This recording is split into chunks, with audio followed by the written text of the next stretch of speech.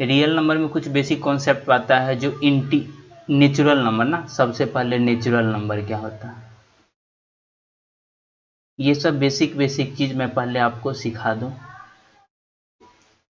Natural number system की यहीं से शुरुआत होती है। इसे कैपिटल M से डिनोट किया जाता है। अगर मैं बात करूं नेचुरल नंबर में क्या क्या आता है, नेचुरल नंबर में क्या क्या आता है, तो 1 2 3 और ये सिंबल क्या है, इन्फिनिटिव का, अनंत तक का ना। नेचुरल नंबर में, नेचुरल नंबर की आगे बात करूं तो क्या आ जाता है, होल नंबर। होल नंबर को W से डिनोट किया जाता है। अगर मैं बात करूं इसमें कौन कौन सी संख्या आता है, 0 से स्टार्ट होता है 1 2 3 और कहां तक चला जाता है, इन्फिनिटिव तक ना। या इस सिंबल को आप लिख सकते हो या इस सिंबल को आप नहीं भी लिख सकते हो। होल नंबर के बाद क्या आ जाता है, इंटीजर। अगर इसी नंबर में आप प्लस माइनस वाले नंबर को भी इंक्लूड कर दोगे तो क्या बन जाएगा, इंटीजर। और इंटीजर को या तो Z से डिनोट कर दो, नहीं तो I से डिनोट कर दो। ठीक, इंटीजर में क्या क्या नंबर आ जाता है, नेचुरल नंबर आएगा ही आएगा, इसके साथ 0 आएगा और नेचुरल नंबर का निगेटिव आएगा। इसके आगे भी और सारा नंबर होगा, इसके आगे भी और सारा नंबर होगा। ये कहाँ तक जा सकता है, इन्फिनिटिव तक जा सकता है। और लेफ्ट साइड में कहाँ तक नंबर जा सकता है, लेफ्ट साइड में जो नंबर जा सकता है वो कहाँ तक जा सकता है आपका, माइनस इन्फिनिटिव तक। इंटीजर के बाद अगर आगे की बात करूं तो क्या आ जाएगा, रेशनल नंबर। आप लोगों में से बहुत सारे पढ़ चुके हैं रेशनल नंबर क्या होता है, फिर भी मैं उन बच्चों के लिए एक बार बता दूं जो किसी कारणवश 9th तक नहीं पढ़ पाए हैं, फिर भी उन्हें पढ़ना है, बोर्ड का एग्जाम देना है, उनके लिए तो बेसिक क्लियर करना ही होगा और जिन्हें आता है उसका एक बार रिवीजन हो जाएगा। रेशनल नंबर होता क्या है ना, रेशनल नंबर को Q से डिनोट किया जाता है ना। हम में से बहुत सारे स्टूडेंट इसका डिफिनेशन भी पढ़ चुके हैं, याद भी है।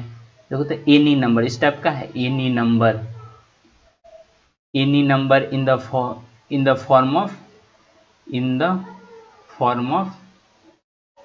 PQ वेयर क्या है, Q 0 के इक्वल नहीं हो, and P and Q are integer. इसमें दो बातें इंपॉर्टेंट है, number in the form of PQ और जहाँ पे नीचे वाला नंबर 0 के इक्वल नहीं होगा। एग्जाम्पल देखो तो एग्जाम्पल क्या हो जाएगा, 2/3 माइनस 4/5 और 0 इटसेल्फ रेशनल नंबर, क्यों, इसके नीचे में 1 है। 22/7 इज अ रेशनल नंबर ना। नेक्स्ट स्लाइड की अगर मैं बात करूं तो आगे क्या आ जाता है, इरेशनल नंबर। रेशनल और irrational number itself a important term, इसलिए इसे ध्यान में रखें, हर साल इससे क्वेश्चन आता है, रेशनल नंबर और इरेशनल नंबर पहचानने में। इरेशनल और रेशनल नंबर ना, कोई भी नंबर ना, any number which can't be written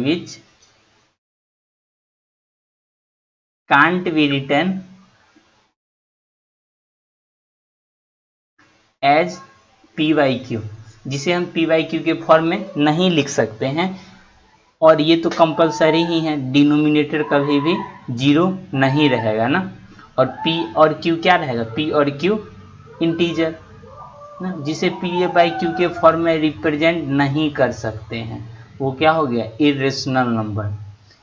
जैसे √2 का अगर एक्सपेंशन देखे तो 1.414, इसे PYQ के फॉर्म में नहीं लिख सकते हैं। जैसे आपका फेमस नंबर पाई हो गया, पाई क्या है, it's irrational number. √3 irrational number, √5 irrational number, ये सब इरेशनल नंबर हो गया ना। एक जो क्वेश्चन है जिसमें स्टूडेंट बराबर कंफ्यूज कर जाते हैं वो पाई और 22/7। 22/7 क्या है? Rational number, rational number. और पाई क्या है? Irrational number. ये ध्यान में रखिएगा, ये एग्जाम में आता है ना, पाई और 22/7 को पहचानने में।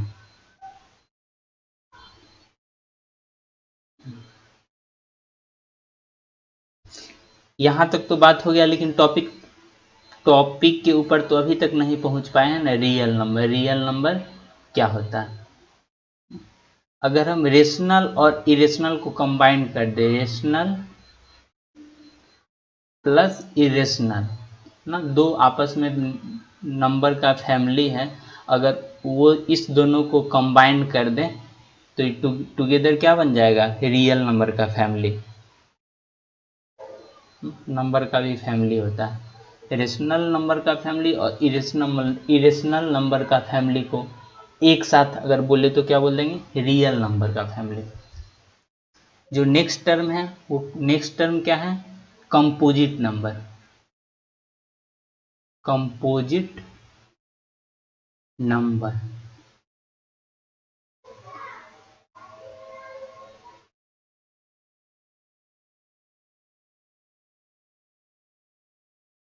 एनी नंबर, कोई सा भी number which has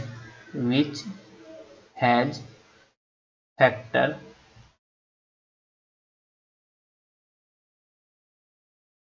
other than 1 and itself, वो क्या हो जाएगा? Composite number. जैसे 8 का फैक्टर क्या क्या होता है? 1 से कट सकता है, 2 से कट सकता है, और 4 से कट सकता है, और 8 से कट सकता है। जिसका फैक्टर एक और अपने आप से अलग फैक्टर है उसे क्या बोलेंगे? Composite number. जैसे 10 हुआ, 10 किस किस से कट सकता है? 1 से कट सकता है, 2 से, 5 से और 10 से। 1 एंड इटसेल्फ के अलावा भी दो नंबर है, 2 और 5, इसीलिए ये क्या हो गया? Composite number. और एक एग्जाम में छोटा सा क्वेश्चन आता है, स्मॉलेस्ट कंपोजिट नंबर क्या होता है? Smallest composite number. अगर इसे एनालिसिस करें तो 1 2 3 4 स्टार्टिंग तो यहीं से होगा, 5 6। इसमें एनालिसिस करें, 1 का कंपोजिट नंबर क्या होता है? जिसका फैक्टर 2 हो, एक एक और एक खुद ना, सेल्फ, एक सेल्फ नंबर हो। जैसे 1 में तो 1 ये प्रॉपर्टीज को फर्स्ट सेटिस्फाई ही नहीं कर रहा है। 2 का 1 2, 3 का 1 3, बट 4 में देखो तो 1 से भी, 2 से भी और 4, which has more factor 1 and itself. एक फैक्टर है और क्या है? इटसेल्फ है, और इसके अलावा भी एक फैक्टर क्या है? 2। इसीलिए स्मॉलेस्ट कंपोजिट नंबर क्या हो जाएगा? 4 is the smallest composite number. Next चलते हैं, प्राइम नंबर क्या होता है? Prime number,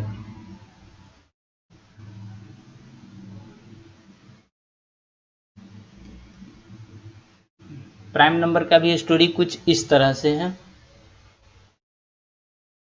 any number which does not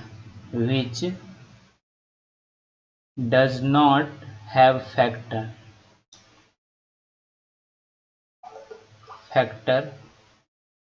other than 1 and itself,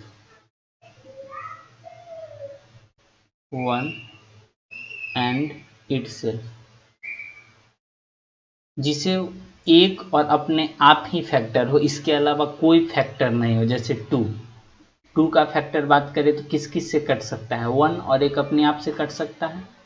3 1 से कट सकता है और अपने आप से कट सकता है। 5 1 से कट सकता है और 5 से कट सकता है।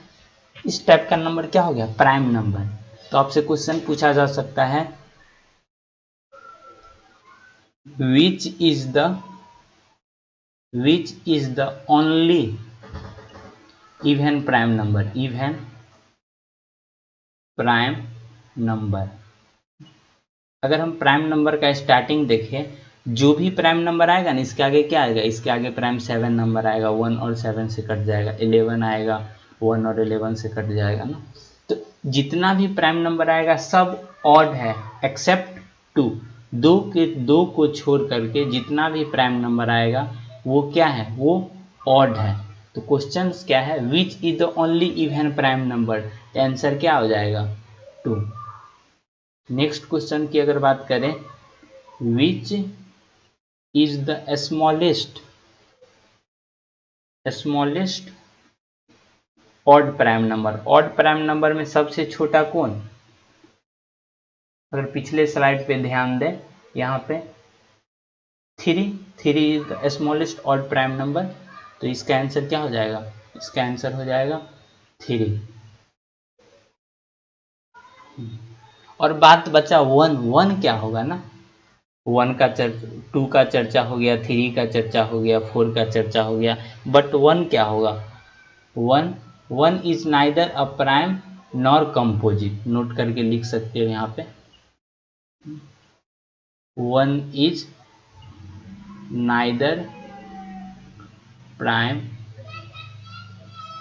Nor composite. हर साल बच्चे इसमें कंफ्यूज कर जाते हैं, 1 क्या है, प्राइम है, को प्राइम है, कंपोजिट है ना। तो 1 नाइदर प्राइम है और नॉर ही कंपोजिट नंबर है। अब जो सीबीएसई में एक जो टॉपिक जो एग्जाम में अक्सर पूछा ही जाता है, सीबीएसई क्लास 10th का, क्लास 10th में Euclid division lemma, Euclid division lemma, EUCLID Euclid division lemma.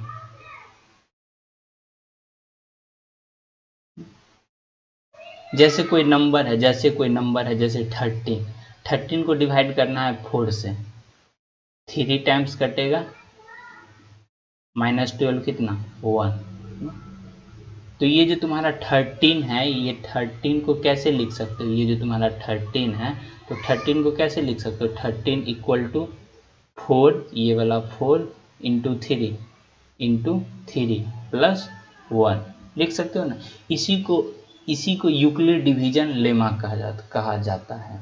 अगर नेक्स्ट एग्जांपल को समझने की कोशिश करें, जैसे 100 ना, 100 को 4 से डिवाइड करना है, 2 टाइम्स 8, यहाँ 2, 0, 5 टाइम्स कितना, 20, रिमाइंडर कितना आ गया, 0।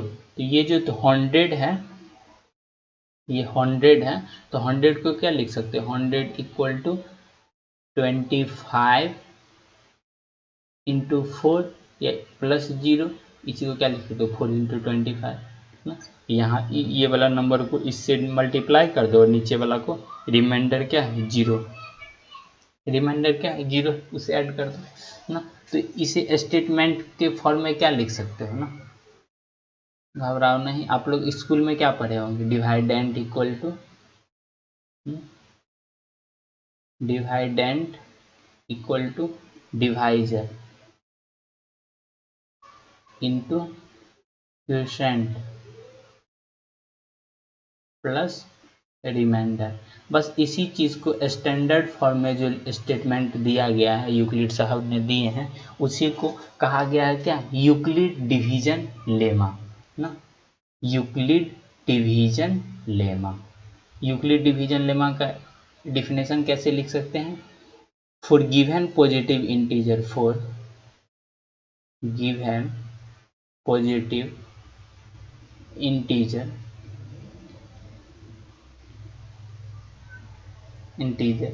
ए एंड बी क्या है, कोई सा 2 पॉजिटिव इंटीजर है ना, there exist a unique integer, एक खास इंटीजर होगा, खास integer Q and R satisfying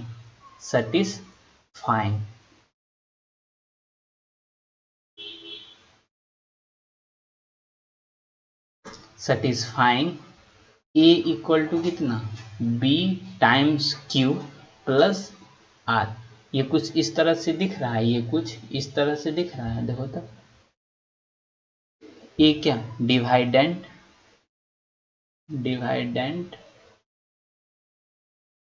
और बी डिवाइजर क्यू क्वोशेंट और आर क्या रिमाइंडर। तो यही वाला चीज को यूक्लिड डिवीजन के फॉर्म में नाम दिया गया, डिवाइडेंट को ए और बी से डिवाइड दिया गया था कितना टाइम्स क्यू टाइम्स, और रिमाइंडर कितना आ गया रिमाइंडर आर आ गया। तो बीच वाला को क्या लिखोगे, बीच वाला equal to A equal to B times Q plus are. ये क्या हो गया यूक्लिड डिवीजन लेमा एक तरह का ये वाला फॉर्मूला ही है, dividend equal to divisor into quotient plus remainder. तो इसका क्या यूज पड़ा, इसका यूज पड़ता है एचसीएफ निकालने में ना, इसका यूज पड़ता है एचसीएफ निकालने में। जैसे आपको हम बता दूं, जैसे कि 2 नंबर का एचसीएफ निकालना है ना, एग्जाम में ऐसे करके इंस्ट्रक्शन दे देगा, यूज यूक्लिड्स डिवीजन एल्गोरिथम, और लेमा भी लिख सकते हो LEMA, इसी को एल्गोरिथम भी लिख सकते हैं, एल्गोरिथम। एग्जाम में कंफ्यूज नहीं करना है, दोनों भी लिखा जा सकता है। टू फाइंड एचसीएफ निकालने का तरीका है का यूक्लिड डिवीजन लेना ऑफ 2, 10 एंड 55। कुछ बच्चा ऐसे करके भी निकाल देगा 55, 2, 1, 0, 10 ऐसे करके निकाल देगा। 3 टाइम्स 5, 3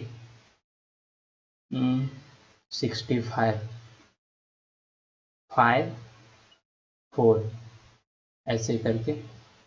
बट ये जो प्रोसेस है ना, ये प्रोसेस रॉन्ग है, ये प्रोसेस रॉन्ग है।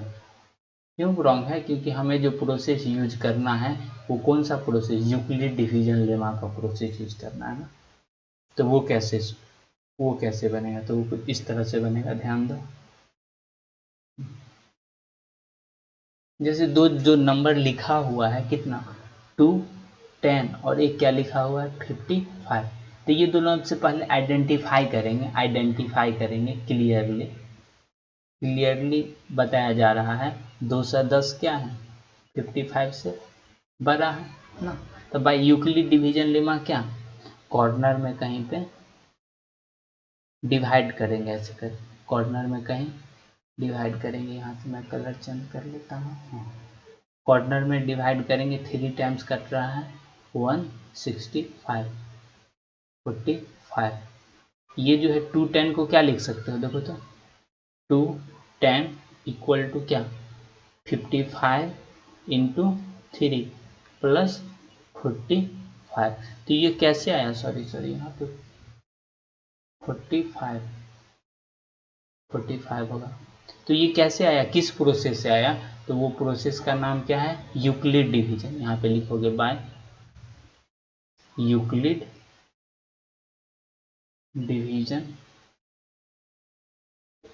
लेमा, ऐसे आया ना। तो अब इसमें और इसमें आइडेंटिफाई करेंगे छोटा कौन है, छोटा ये है और बड़ा ये है। तो बड़ा संख्या को फिर यहाँ लिख देंगे 55 इक्वल टू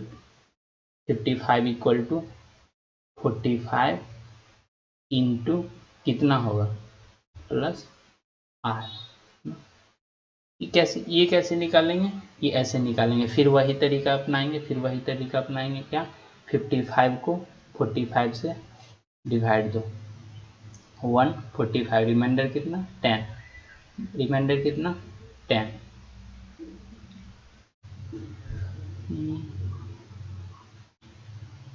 55, हाँ रिमाइंडर 10 कितना टाइम्स में 1 टाइम्स में। तो यहाँ क्या लिखा आएगा 1 और रिमाइंडर की जगह 10 है तो यहाँ लिखा जाएगा 10 ना। तो फिर नेक्स्ट स्टेप में बड़ा कौन, बड़ा ये 45 और 10 में बड़ा कौन 45। तो 45 इक्वल टू क्या लिखाएगा छोटा इंटू प्लस कितना टाइम्स कट रहा है प्लस और प्लस रिमाइंडर। इसी स्टेप को नेक्स्ट स्टेप में लिखते हैं। 45 इक्वल टू 10 इंटू प्लस, इसी डब्बा को भरना है तो 45 में 10 से डिवाइड देंगे। 4 टाइम्स 45 रिमाइंडर, 5 रिमाइंडर आएगा तो 4 कहाँ पे लिखाएगा, 4 यहाँ पे लिखाएगा और 5 यहाँ पे लिखाएगा। अब इस दोनों में आइडेंटिफाई करना है, इस दोनों में आइडेंटिफाई करना है बड़ा कौन छोटा कौन। तो क्लियरली आइडेंटिफाई हो रहा है बड़ा ये और छोटा ये प्रोसेस तब तक चलेगा जब तक रिमाइंडर 0 ना आ जाए, रिमाइंडर 0 ना आ जाए।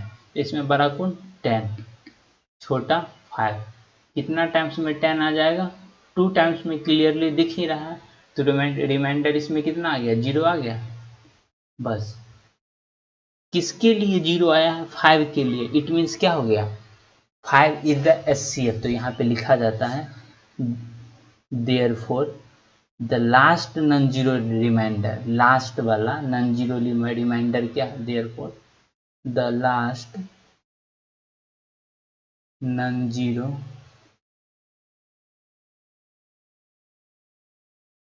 रिमाइंडर इक्वल टू 5, देयरफॉर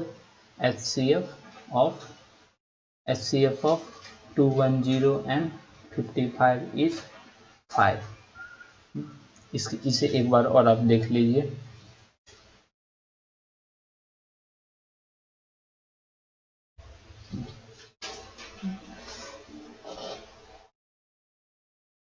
इस तरह से देख लीजिए 210 और इसका HCF निकालना है तो किस तरह से निकालना है, वही प्रोसेस है।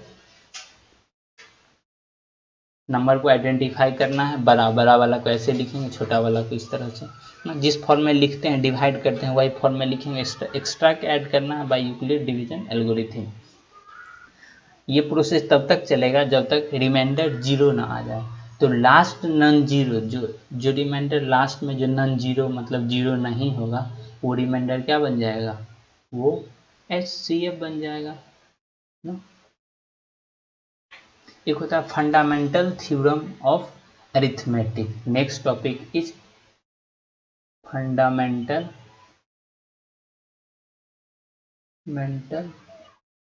Theorem of arithmetic. इसका मैं पहले स्टेटमेंट लिख दूँ, उसके बाद समझा रहा हूँ। Arithmetic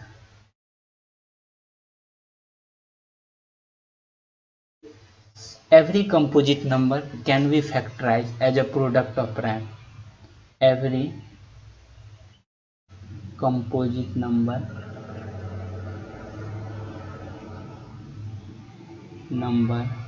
can be factorized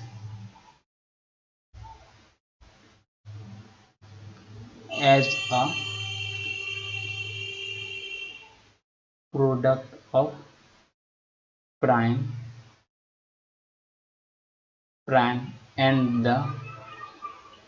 and the factorization is unique factorization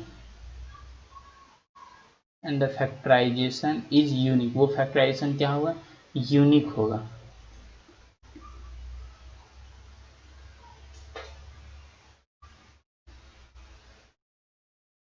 जैसे हम इसका 445 का ही बात कर ले, जैसे 445 का ही हम फैक्टराइजेशन बात कर लेना। तो 445 का फैक्टराइजेशन करना चाहो तो इस तरह से कटोगे, 5 से कटेगा 91 टाइम्स में, फिर 7 से कटेगा 13 टाइम में, 13 इंटू 1। ये क्या हर एक एवरी कंपोजिट नंबर का जो प्राइम फैक्टराइजेशन क्या होगा, यूनिक होगा, यूनिक, इसके अलावा कोई हो ही नहीं सकता। जैसे 445 का 2 प्राइम फैक्टराइजेशन, एक 5 और एक 91, फिर 91 का 2, एक 7 और एक 13। अब आगे नहीं जाएगा। इसी को भी बोलते हैं ट्री मेथड। एक छोटा एग्जांपल बता दूं, जैसे 4 का क्या होता है 2 इंटू 2। तो ट्री मेथड में 4 यहाँ लिखोगे ऐसे करके 2 और ऐसे करके 2, बस हो गया ये।